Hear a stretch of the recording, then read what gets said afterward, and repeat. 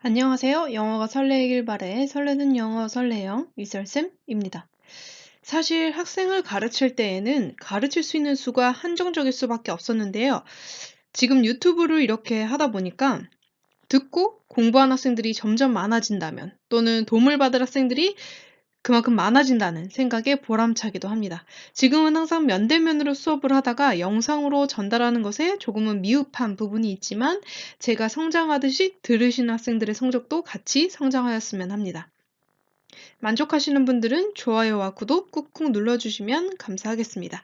자, 오늘은 저와 공부했던 학생들 중에서 하위권 그리고 중하위권의 학생들이 성적을 올렸던 비법이 있어 공유해 보려고 합니다. 사실 많은 학생들에게 더 많은 방법들을 사용했었지만 최근에 그리고 가장 효과가 있었고 성적이 눈에 띄게 올랐던 몇몇 가지 방법들 중에 이 방법들을 골라서 공유하고 싶어 영상을 찍어 보았는데요.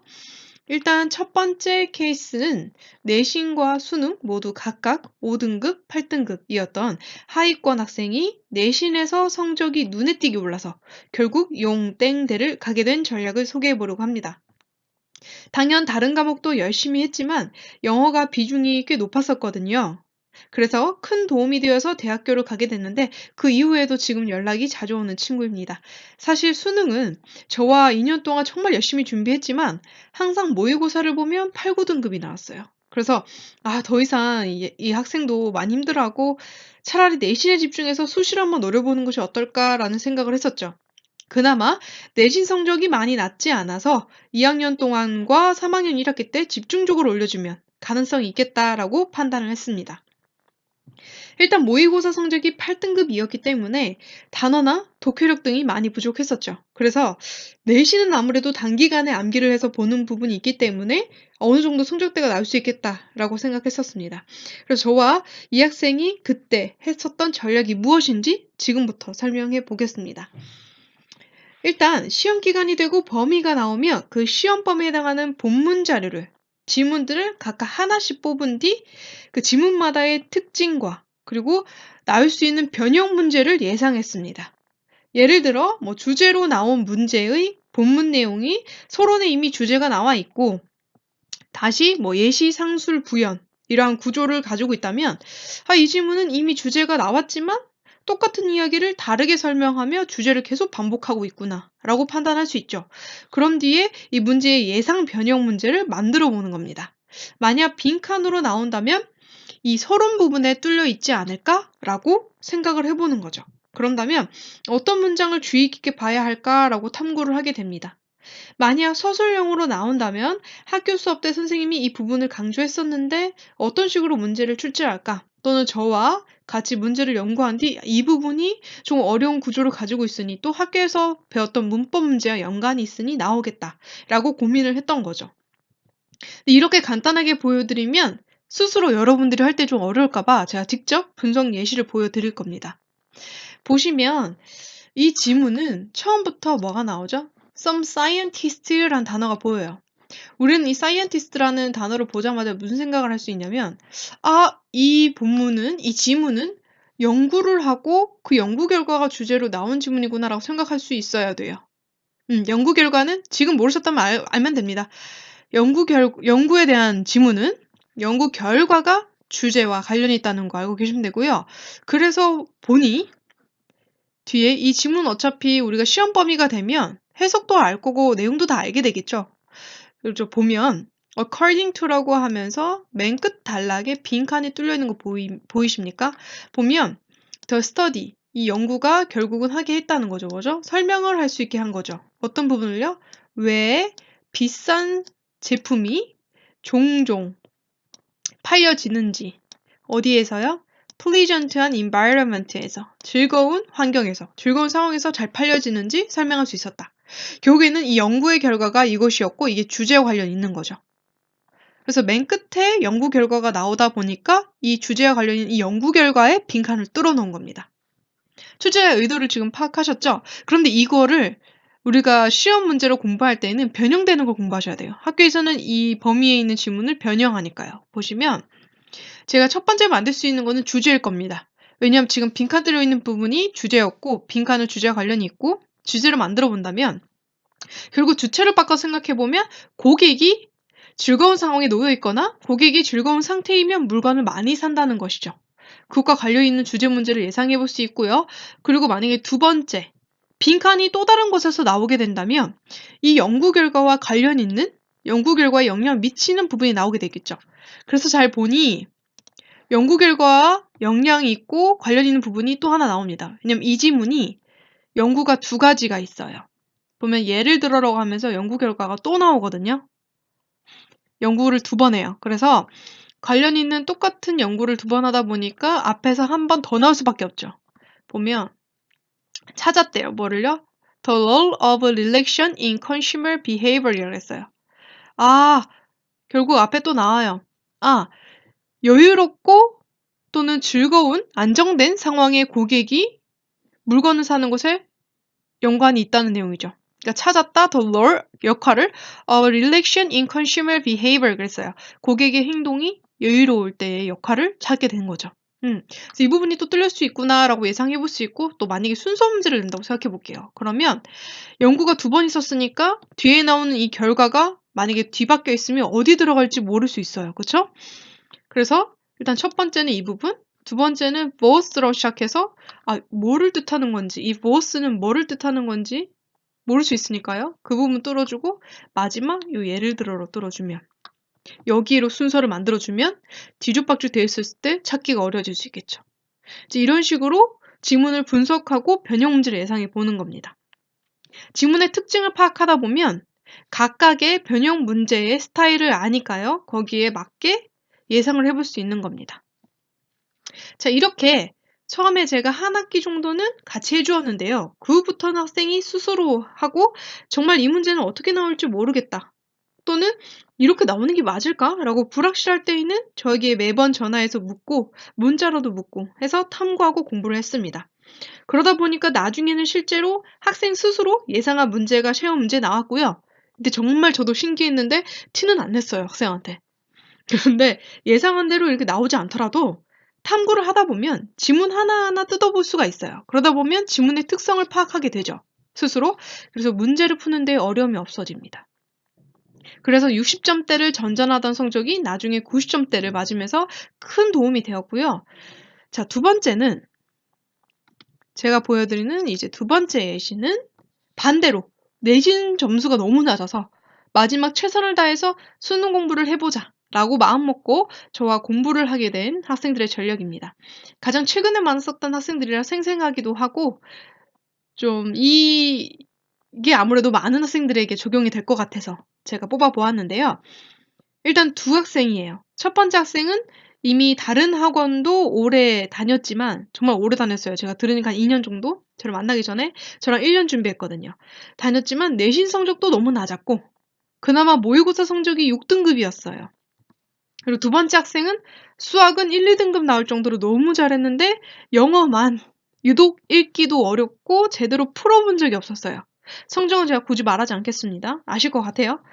3학년 올라가면서 저를 만났는데 첫 번째 학생은 최고 목표 성적을 처음에는 4등급이라고 할 정도로 자신감이 정말 없는 상태였습니다. 그리고 본인이 너무 놀았던 걸 알고 있었어요. 그리고 결국 이 학생은 저와 만난 지 한 달 만에 3등급이 나왔지만 두 번째 학생은 다른 친구가 이 친구를 나중에 보고요. 야, 너 진짜 신기하다 할 정도로 영어를 읽고 문제를 풀고 이렇게 할 수 있었고요. 3달 만에 4등급이 나왔습니다. 자, 저와 이렇게 학생들이 했던 전략이 아무리 수능이 얼마 남지 않았어도 기본에 충실하자였고 기본을 챙기면서 실전까지 같이 공부하는 전략이었습니다. 이게 사실 말은 쉽지 어려울 것 같죠? 하지만 할 수 있습니다. 제가 비법을 알려드릴 거니까요. 다들 사실 생각은 있지만 대체 이거를 어떻게 공부해야 모든 것을 챙길 수 있을지 막막해 하니까 제가 알려드리는 건데요. 일단 공부를 할 때 단어, 듣기, 문법, 독해 이거를 한꺼번에 챙겨야 돼요. 수업 때 저는 이제 일주일에 2번 정도 만나는데 이 모든 것을 1시간 반 동안에 했거든요. 학생들도 그렇게 하다 보니까 단어, 문법, 듣기, 독해를 한꺼번에 공부하는 것이 몸에 배어지게 됐습니다. 일단 단어의 기본 실력 함량을 위해서는 매일 단어를 외워야 된다는 거 굉장히 중요합니다. 오늘 외운 단어가 오늘 풀 독해 문제에 나올 수도 있고요. 또는 내일 내가 학교에서 보는 모의고사에 나올 수도 있어요. 그래서 매일 단어를 공부하는 방법은 제가 자세하게 영어 단어 암기법 영상에 담아 놓았으니까요. 참고해 주시고요.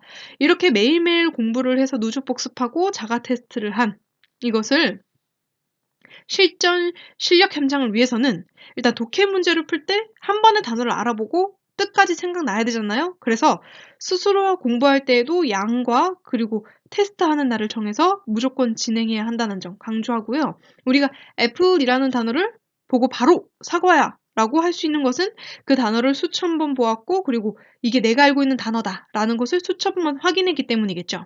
그래서 이러한 과정을 하기 위해서는 일단 단어량을 학생들의 역량에 맞게 정해준 뒤 일주일에 한 번 또는 두 번 나눠서 보는 게 실전에 대비하는 것이었고요. 그리고 단어를 보고 나면 틀렸던 단어는 단어장에 다시 새롭게 표시하게 하고 재시험을 보았습니다. 이렇게 하게 되면 어쩔 수 없이 단어는 누적 복습이 계속 되는 거고요. 그런데 단어 정말 중요하지만 더 중요한 것은 사실 이것보다도 듣기, 문법, 독해를 어떻게 기본과 실전을 다 챙겼냐는 건데요.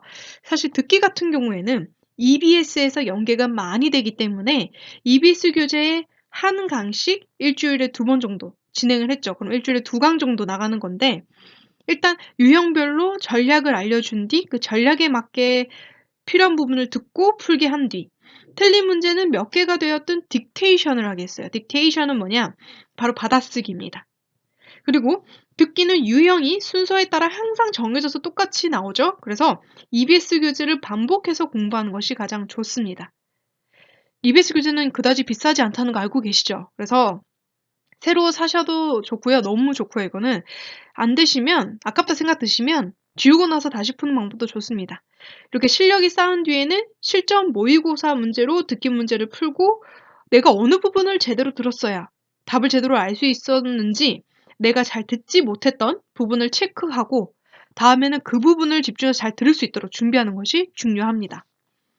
자, 그리고 문법과 독해는 필요한 게 있어요. 2권의 문제집을 준비해야 하는데요.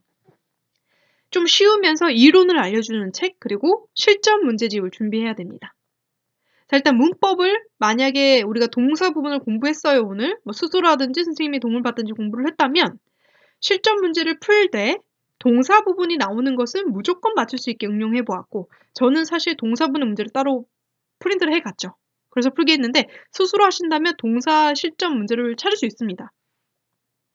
그래서 그러한 이제 문제를 풀 수도 있고요. 만약 내가 배우지 않는 부분이 나오면 따로 필기를 해둬서 눈에 익히고 외우는 것 중요하겠죠. 자, 그 다음 독해는 만약에 우리가 빈칸 앞부분에 뚫려 있는 경우를 배웠다면 제가 전략을 알려줬겠죠. 스킬을. 이럴 때에는 어느 부분, 뭐 첫 번째, 두 번째, 세 번째 보는 부분을 순서대로 알려주면 그렇게 어느 부분을 순서대로 읽고 풀어야 하는지 전략에 맞게 같이 빈칸 문제를 풀어보고 숙제로도 제가 그 앞부분에 뚫린 빈칸만 일단 주죠. 프린트를. 스스로 할 때도 그 부분만 들어있는 문제집을 푸시거나 프린트를 푸시면 됩니다. 그리고 나서 오답풀이를 했는데요. 이때 오답풀이도 내가 봐야 됐어야 하는 부분만을 가지고 그 해석하는 순서에 따라 다시 올바른 해석을 적어보고 그러니까 내가 잘못된 해석을 했으니 틀렸겠죠. 그래서 올바른 해석을 적어보고 그럼 이러한 해석으로 어떤 결론이 나와서 내가 문제를 풀었어야 되는지 다시 생각해보고 적어보는 것이죠. 이게 나중에 다 재산이 됩니다. 잘 모아두셔야 돼요. 이렇게 실수를 다시 되밟아 봄으로써 다음에 비슷한 문제가 나오면 틀리지 않게 준비를 해야 된다는 것이죠. 만약 영어를 읽기에도 힘든 학생이 있다면 추가로 제가 숙제를 내주었는데요. 바로 구조 분석입니다. 구조 분석을 하게 되면 주어 동사도 찾을 수 없었던 학생들이 주어 동사를 찾고 쓸데없는 아이들을 해석하지 않고 빼주는 것으로 시간을 절약할 수 있죠. 사실 주어 동사도 찾을 수 없으면 단어를 외운들, 전략을 외운들 아무 소용이 없습니다. 그래서 이렇게 해석 자체도 어려운 분들은 구조 분석부터 시작하는 것도 굉장히 중요해요. 이제 다 듣고 나니 제가 어떤 거를 강조하는지 아시겠죠? 바로 적용과 응용입니다. 즉, 배운 것을 적용해서 문제를 풀어보고 다시 응용해서 비슷한 문제가 나왔을 때 이제까지 해왔던 대로 문제를 풀 수 있게 대비하는 것이죠. 사실 대부분의 학생들이 기본을 채우고 실전을 공부해야 한다는 것을 놓치고 있어요. 사실 시간에 쫓기는 것도 있고 그저 문제만 많이 풀다 보면 뭐 마냥 푸는 시간이 줄어들겠지? 또는 비슷한 문제 맞추겠지? 하는 생각일 수도 있어요. 하지만 이 기본이 깔려져 있지 않은 응용이 아니라 항상 그저 새로운 것을 경험하는 것으로밖에 그치지 않습니다. 내가 알고 있는 것을 응용하고 다시 고치고 내 것으로 다시 만드는 과정이 꼭 필요하다는 거고요. 바쁠수록 돌아가라는 말이 있잖아요. 하나하나 기초부터 채우되 실전 문제에 그대로 적용을 해서 실제 내가 모의고사와 수능에서도 잘 풀 수 있게 준비했으면 좋겠습니다. 자, 이렇게 해서 모든 지식을 채우고 이제 실력이 쌓아지면 수능 2달 전부터는 시간을 재면서 실전 모의고사만 풀면 되겠습니다.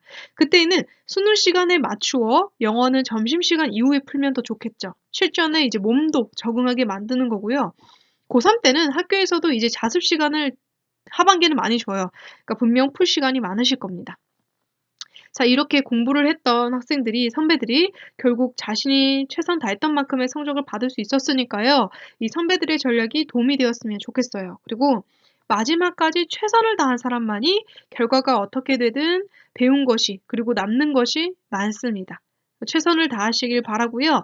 그 최선의 기준이란 여러분이 정한 기준이 아니라 여러분을 진정 생각해주는 지도자 또는 대학들이 냉정하게 정한 그 기준에 맞추라는 점 마지막으로 조언드리며 마무리 짓겠습니다. 자, 들어주시느라 고생 많으셨고요. 궁금하신 부분은 댓글로 남겨주시면 제가 바로바로 댓글에 답을 남겨드리겠습니다. 수고 많으셨습니다. 감사합니다.